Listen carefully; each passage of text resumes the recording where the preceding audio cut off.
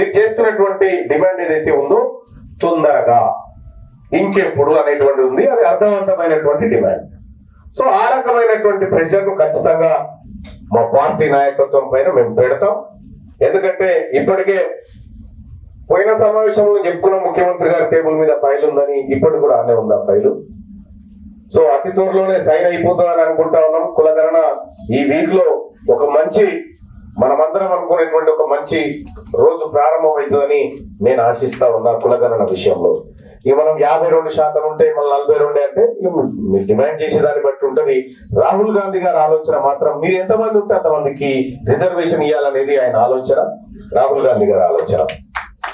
ఇక ఉద్యోగాలలో కూడా మనం మెజారిటీగా రిజర్వేషన్లు అమలు చేయాలని చెప్పి చెప్పుకుంటా ఉన్నాం.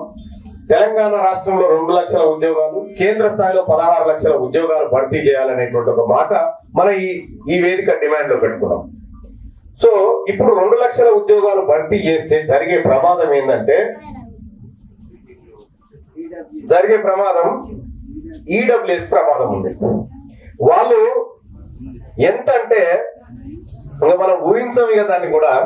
ఇప్పుడు 2 లక్షల ఉద్యోగాలు కనుక భర్తీ చేస్తే యాక్చువల్ గా ఈ రెడ్లు, వెలములు, బ్రాహ్మణులు, వైశ్యులు వీళ్ళందరికీ కలిపి ఈడబ్ల్యూఎస్ కోటా కింద రావాల్సిన ఉద్యోగాలు 2 లక్షల ఉద్యోగాలు భర్తీ చేస్తే అందులో 2,000 రావాలి వాళ్ళకు.